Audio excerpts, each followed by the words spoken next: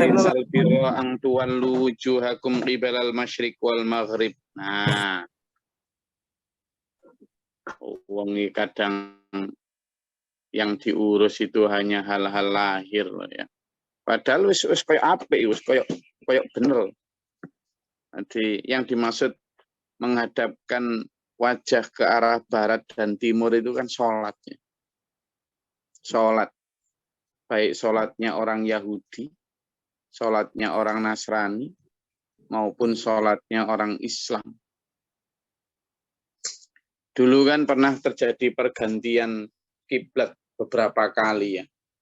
Dari ke Masjidil Aqsa, kemudian balik ke Masjidil Haram, di mana sebelum ke Masjidil Aqsa ya ke Masjidil Haram. Nah, itu terjadi kekacauan pikiran di dalam baik orang-orang Yahudi dan Nasrani yang menghina. Loh, gue bilang juga apa gitu ya.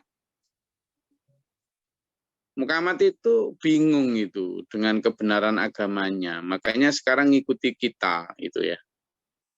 Sementara di umat Islam sendiri juga begitu. Ini gimana toh karepe Kanjeng Nabi. Jane yang bener yang mana, kemarin ke Ka'bah, sekarang ke Baitul Maqdis. Begitu di Madinah itu, waktu asar, lagi sholat, turun wahyu, baru 2 rakaat, pindah Ka'bah lagi. Bayangkan, di tengah sholat. Makanya ada satu masjid di situ yang disebut sebagai Masjid Qiblatain. Apa? Qiblatain. 2 kiblat. Masjid 2 kiblat. Gitu ya. Jadi Masjid 2 kiblat itu maksudnya ya di situ terjadi peristiwa perpindahan kiblat di saat tengah-tengah sholat. Asar ada yang menyatakan, ada yang mengatakan zuhur. Nah, di saat itulah umat benar-benar diuji itu. Diuji betul tingkat keimanannya. Untuk sami'na wa ata'na ataukah sami'na wa pikir-pikirna. Sami'na separuh wa ata'na separuh gitu. Gitu. Nah, pada saat itu diuji benar. Buat orang-orang yang imannya hakul yakin, tidak ada sudah pertanyaan. No question, just do it. Ya, hanya lakukan saja. Lalu buat orang-orang yang hatinya memang masih ada fi qulubihim maradun, ya kan? Dalam hatinya masih ada penyakit, ya berat. Nah, maka di sini disampaikan sebentar. Standar kebaikan itu bukanlah ngantuk. Bukanlah menghadapkan wajahmu ke arah barat atau timur, bukan. Standar kebenaran itu bukan itu. Menghadap ke arah timur dan barat itu hanya sebagai simbolisasi komando. Satu tekad, satu tujuan, satu arah, gitu aja. Kita tidak diajak untuk menyembah Ka'bah, Enggak, kita enggak menyembah Ka'bah. Kita juga enggak kok kemudian mengkultuskan arah barat, enggak. Bahwa arah barat itu lebih baik daripada arah timur, enggak. Barat, timur, utara, selatan, timur laut, barat laut, tenggara, ya kan? Barat daya, semuanya baik. 8 penjuru mata angin itu. Baik. Tetapi Allah mengarahkan ke arah barat timur itu hanya sebagai simbolisasi dari ketaatan itu harus dilakukan dengan satu komando. Satu arah, persatuan umat Islam. Lah kok saiki malah orang Islam berpecah belah. Itu. Lalu disampaikan Apa kalau gitu standar kebaikan? Walakinnal birra. Akan tetapi standar kebaikan itu adalah man amana billah. Pertama, coba diukur dirimu. Sudah amanah billah belum? Apa amanah billah? Beriman kepada Allah. Sudah beriman belum? Nah, sampun Gus, misalnya begitu. Sekta. Ayo kita teliti. Man amanah billah, orang yang beriman kepada Allah. Amanah billah itu, kalau rukun iman ada berapa, Mas Sain?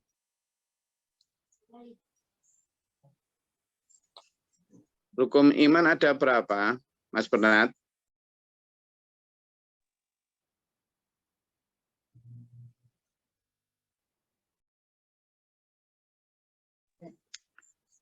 Pertama adalah apa? Amantu billahi wa malaikatihi wa kutubihi wa rusulihi wal yaumil akhiri wa bil qadri khairihi wa syarihi minallahi ta'ala. Pertama, man amantu billah. Percaya kepada Allah. Amantu billahi wa malaikati. Kepada Allah dulu. Nah, 6 kepercayaan itu harus divisualisasikan dalam 3 bentuk. Apa itu? 3 bentuk itu apa aja? Pertama, apa? Tashhidu fil qalb. Apa? Tashhidu. Disyahadahkan di dalam hati. Nah, disyahadahkan dalam hati. Jadi diimankan dalam hati. Lalu yang kedua adalah wa iqraru bil lisan. Diikrarkan lewat lisan. Saya percaya. Lalu yang paling sah adalah ketika wa'amalu bil arkan dan diamalkan dalam perbuatan. Nah, ini kalau kemudian mengaku beriman kepada Allah, buktinya apa? Buktinya apa? Kalau kemarin kita pelajari orang yang beriman itu dan bertakwa itu adalah orang yang selalu mengingat Allah di saat duduk berbaring dan di saat apapun. Nah, pertanyaannya sekarang, apakah kita sudah begitu? Jangankan pada saat biasa, pada saat sholat saja kita masih ingat lain-lain. Nah, lalu wal yaumil akhir, beriman kepada hari akhir. Bibir kita ya fit dunia wal akhirat, dunia akhirat. Prakteknya gimana kita? Sudah dunia akhirat atau masih dunia saja? Nah, itu yang jawab sampean sendiri. Tidak usah orang lain. Kita bisa meneliti diri sendiri. Juga nggak usah meneliti orang lain. Meneliti diri sendiri. Lakukan penelitian dengan jujur. Sudah belum? Itu standar kebaikan. Wal malaikati, dan iman kepada para malaikat. Malaikat yang paling dekat sama kita itu 2. 2 jenis malaikat. Malaikat penjaga yang kanan kiri ini, ya tak? Lalu kedua, malaikat maut. Kalau malaikat raqib atid itu nempel kayak perangko sama kita. Kanan kiri kita. Ma yalfidhu a'udzubillahi minasyaitonir rajim. Ma yalfidhu min qawli illa ladaihi raqibun atid. Tidak ada, Mas Bernat. Satu kalimat, satu perbuatan, satu pikiran yang nggak dicatat oleh malaikat raqib atid di kanan kiri kita. Loh, ini orang yang paling dekat sama kita. Ngerasa nggak kita? Loh. Pernah nggak kita nawari pas makan gitu? Ya raqib atid bereneng nggih, darien nggih. Pernah enggak? Loh enggak. Ini saya bawakan dalam santai. Kenapa? Dampak dari kita percaya kepada malaikat yang terutama ada di kanan kiri kita. Kita itu kemudian merasa terawasi, tidak berani macam-macam. Tidak berani macam-macam. Korupsi, tidak berani diawasi malaikat atid kok. Tidak berani. Menghina, tidak berani. Sudah, tidak berani. Begitu konsekuensi positifnya ketika kita beriman kepada malaikat tidak hanya dalam ucapan tapi wa'malu bil arkan, itu begitu. Diamalkan dalam perbuatan. Demikian pula malaikat yang kedua yang sangat dekat sama kita. Malaikat maut itu mengunjungi kita itu dalam sehari itu 70 kali. Sehari itu berapa jam? 24 jam. Kalau 70 kali berarti per jam mengunjungi kita berapa kali? Hampir 3 kali. Jadi dalam 1 jam malaikat maut itu mengunjungi kita 3 kali. Untuk apa coba? Untuk melihat apakah kita sudah siap apa belum. Nah, kita setiap kali dijak ngomong tentang kematian, dereng siap. Kapan siap? Ya, jadi 70 kali. Lah kita merasa enggak. Terus gimana prakteknya? Ya kita itu seperti sabda Nabi, zikral maut. Orang yang paling tinggi ilmunya itu adalah orang yang selalu ingat akan mati. Bukan kok kemudian pesimis ngelentruk di rumah lalu nggak ngapa-ngapain karena ingat mati. Enggak, justru orang yang ingat mati itu orang yang sangat kerja keras, orang yang sangat termotivasi untuk berprestasi. Kenapa? Ya karena dia diburu oleh maut kok. Sementara persiapan kurang, ya akhirnya luar biasa kerjanya. Jadi kebalik ini manusia. Diajak ingat mati itu justru diajak untuk berlomba sekeras-kerasnya. Berupaya di dunia ini untuk dibawa pulang ke akhirat. Ibadahnya juga keras, kerja cari nafkahnya juga keras. Itu ya. Itu wal malaikat. Lalu wal kitab, percaya kepada kitab. Nah, kitab kita Quran dan hadis. Quran dan hadis. Ada 6.000, ada yang mengatakan 6.666, ada yang mengatakan 6.339 dan seterusnya. Yang jelas 6.300 ke atas. Isinya ayat-ayat Allah, berisikan larangan dan perintah. Berapa yang sudah kita amalkan? Berapa yang sudah kita tinggalkan kalau itu larangan?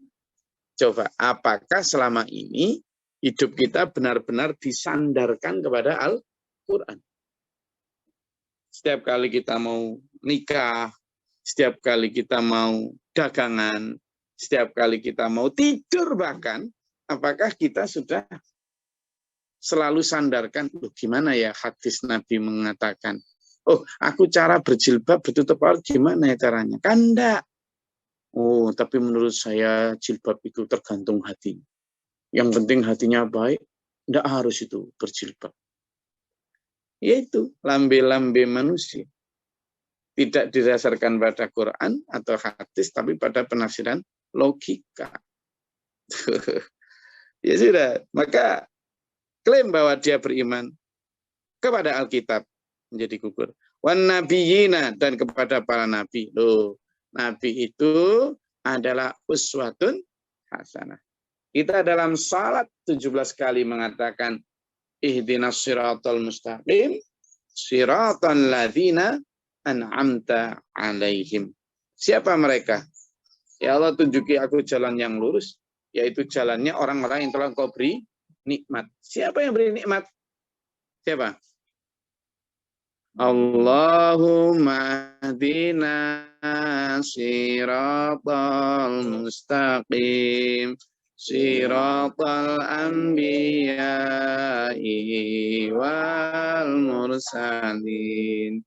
Allahumma hdina siratal mustaqim. Ayo semua. Siratal anbiya'i wal mursalin. Kayak gitu. Allahumma hdina siratal mustaqim siratal anbiya'i wal mursalin. Itu kan? Allahumma hdina, ya Allah tunjukilah aku siratal mustaqim, jalan yang lurus. Siratal anbiya, yaitu jalannya para nabi, wal mursalin, dan jalannya para rasul. Jadi kita itu tiap hari begitu. Lalu coba kita lihat sirah nabawiyah. Kita lihat sejarah para nabi. Gimana sejarah mereka? Hidup berlomba mencari hartakah? Gimana para nabi? Mereka itu dibenci, dicaci umat karena menegakkan kebenaran atau disayang umat karena mengikuti kemauan masyarakat? Mereka itu hidup dalam kesederhanaan atau bergelimang kemewahan? Mereka itu ibadahnya kuat atau sekedarnya saja? Mereka itu bergemar, sangat gemar bersedekah ataukah sekedarnya saja? Nah, padahal kita itu ngomong siratal anbiya'i wal mursalin. Wis gitu aja. Dicek dirinya, lalu dicek gimana para nabi, para rasul. Wis gitu. Gak usah ngelihat masing-masing. Itu standar-standar kebenaran dalam surat Al-Baqarah ini, ayat 177. Nah, selanjutnya apa? Ini ada lagi. Wa atal mala, dan memberikan harta. Tidak hanya memberikan harta, tapi apa? Ala hubbihi, yang dicintainya. Terong. Jadi standar kebenaran itu bukan sampean dungklak-dungkluk menghadap ke barat atau ke timur itu. Standar kebenarannya adalah wa atal mala. Bangun. Wa atal mala ala hubbihi. Diberikan kepada siapa nanti dulu. Tapi standar kebenaran adalah apa makanya? Memberikan barang yang dicintai. Makanya sekarang mencintai barang apa? Laba.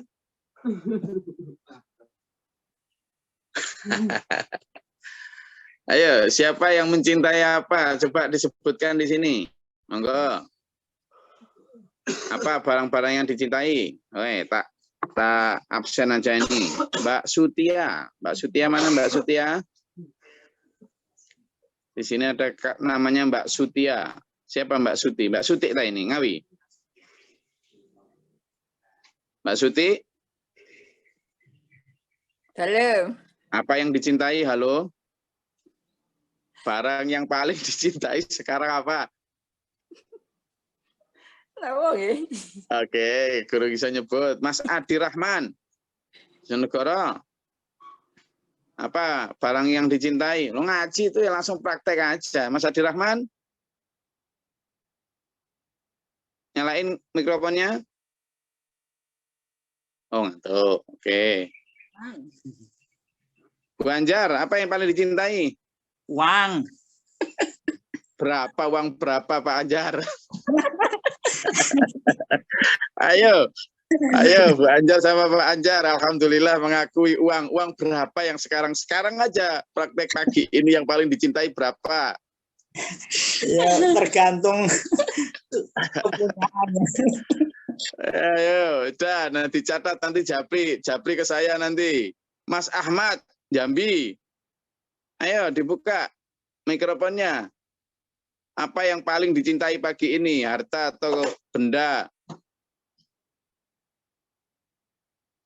Ayo, mikrofonnya nyalain. Kalau berani loh ya. Ini challenge Sabtu pagi. Oke, gak berani. Bu Aida, Sumatera Selatan. Yang dicintai ya duit, Gus. Lah iya. Duit apa mobil baru, Pak Haji Abdullah? Enggak ingat mobil baru belas ya, Gus. Iyalah gaya baru beli mobil baru ini. Seneng nggak, cinta nggak sama mobilnya, Pak Lekdul? Iya sih lah. Lah iya. Wes, nang wa atal malah. Pertama iki lho, ala hubi dawil kurba, karib kerabat. Saya ini ponakannya kok. Lo guyu. Ayo, Bu Aida bisa? Wes. Oke, lanjut. Bu Lili. Apa yang paling dicintai? Yang paling dicintai Pak Burman, Gus. Masa diberikan Pak Burman? Enggak mau saya. Oke. Sini serius ini ya. Bu Ami siapa ini? Bu Ana Rufida.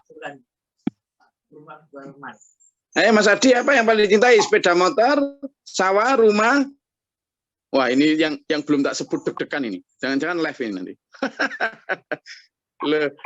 Loh, kita ini ngaji Sawah itu. bengkok, Gus. Apa? Sawah bengkok. Sawah bengkok, Gus. Sawah bengkok miliknya orang desa kok mau diberikan gimana sama itu. Ini kebetulan Mas Adi ini jadi kasun ini. Jadi pejabat desa dia. Ayo coba. Udah nggak usah saya tunjuk siapa yang berani ngacung. Gus, saya mencintai ini, Gus. Alah, Pak Majukan ini sapi mesti ini.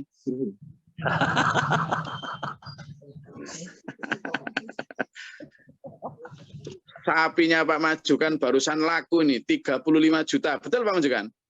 Betul. Wah, mantep ini, wes. Mantep.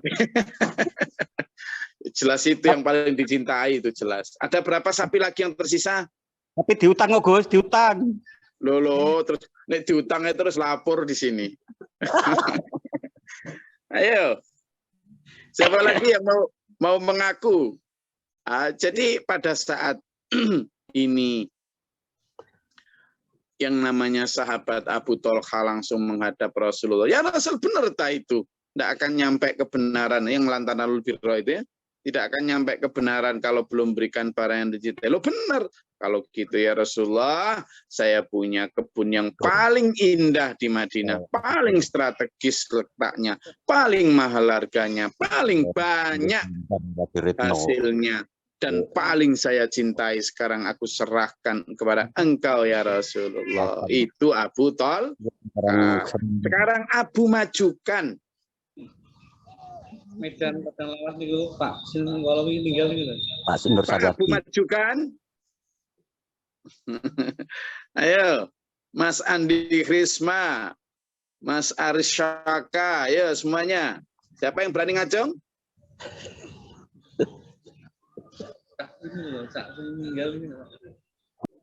Tidak ada yang berani ngacung. Ini Gus yang saya cintai. Sekarang saya serahkan untuk agama. Oke, masih deg-degan. Yang nyuruh nyampe di ayat ini juga siapa? Bukan saya. Jadi zawil kurba kepada karib kerabat wal yatama diberikan kepada anak yatim, wal masakin diberikan kepada orang miskin, wa ibnas sabil diberikan kepada ibnu sabil atau orang dalam perjalanan termasuk beasiswa dan sebagainya itu ya. Wasailina dan para peminta-minta, wa firriqab dan memerdekakan budak. Itu standar-standar kebenaran dulu. Ya, tuh ada malah ribut merubah kiblat, masjidnya jadi penceng semua. Aduh, ini loh standar kebenaran. Sudah biarkan itu. Arah kiblat sudah benar sejak puluhan ratusan tahun kok mau dirubah, sudah benar itu.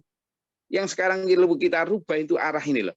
Arah mencintai Allah, beriman kepada Allah, memberikan barang yang dicintai kepada sanak karib wal yatama, kepada yatim wal miskin, ya orang miskin, ibnu sabil, peminta dan orang yang dalam tahanan. Wa qama sholata dan standar kebenaran selanjutnya adalah menegakkan sholat, wa ataz zakat dan menunaikan zakat. Jadi yang tadi itu dulur, itu selain zakat loh ya, di luar zakat yang memberikan barang dicintai tadi di luar zakat. Karena ada sendiri nih wa ataz zakat. Kalau urusan zakat itu urusan nisab.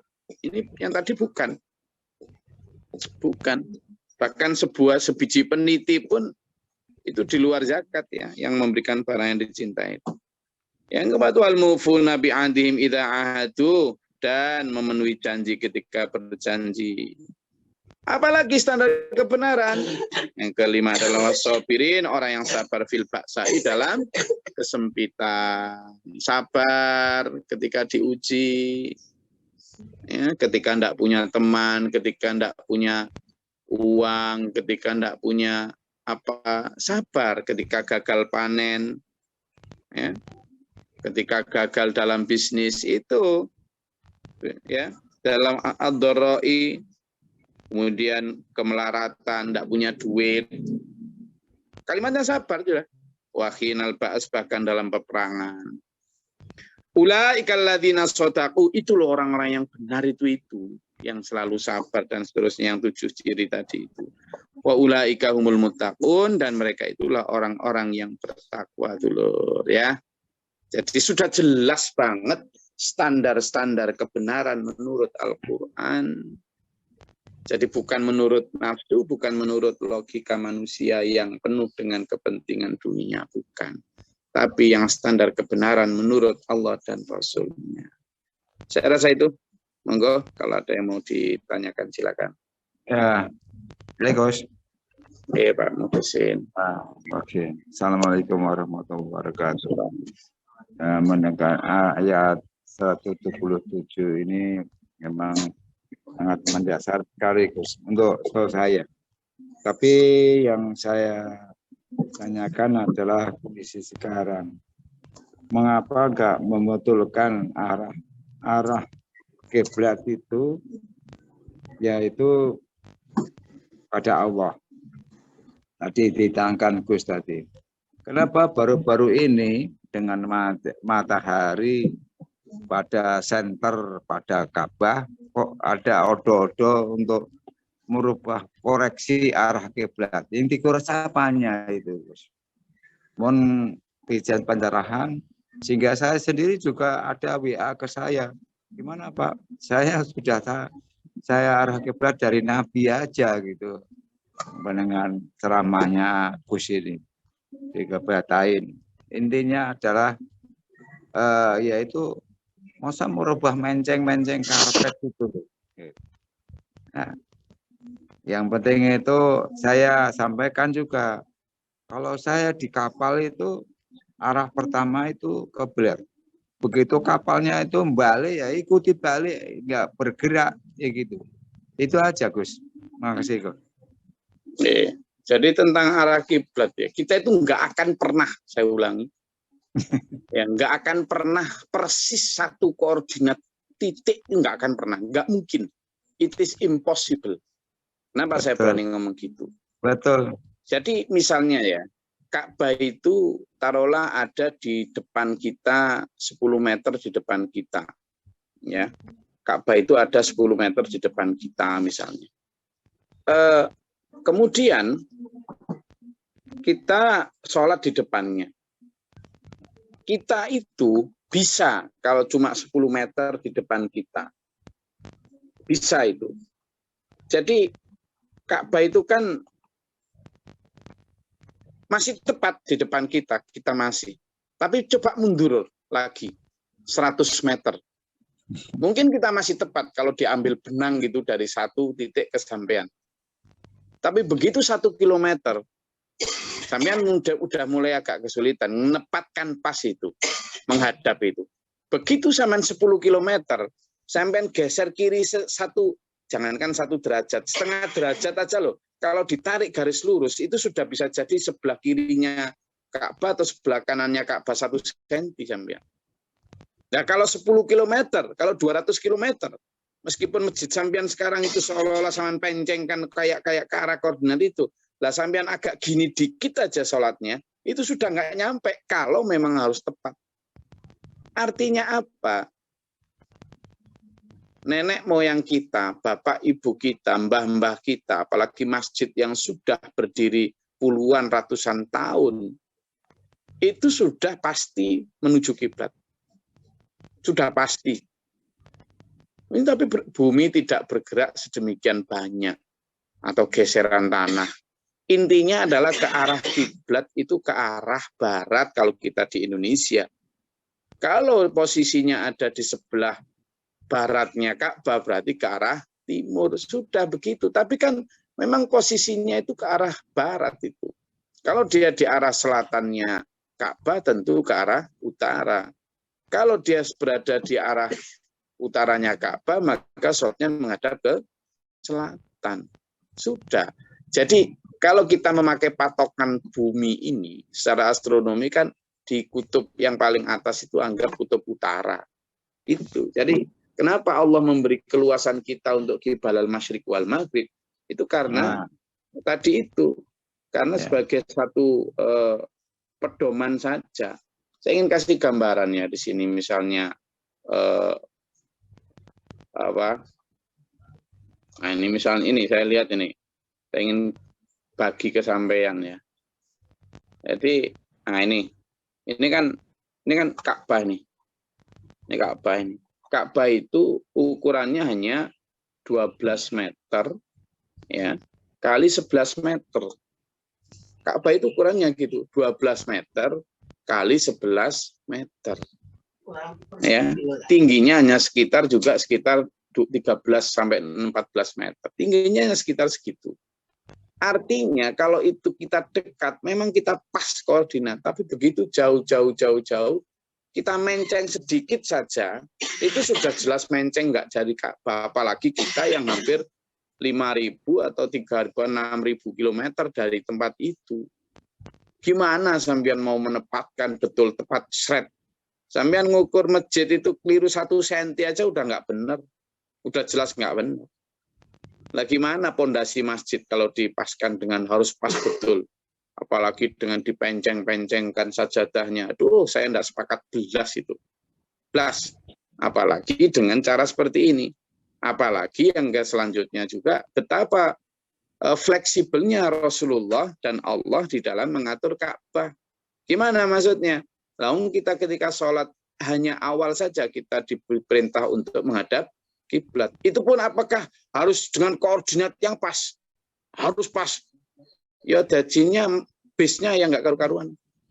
Apalagi ketika bis menghadap timur pun kita diperbolehkan untuk tetap mengikuti arah bis.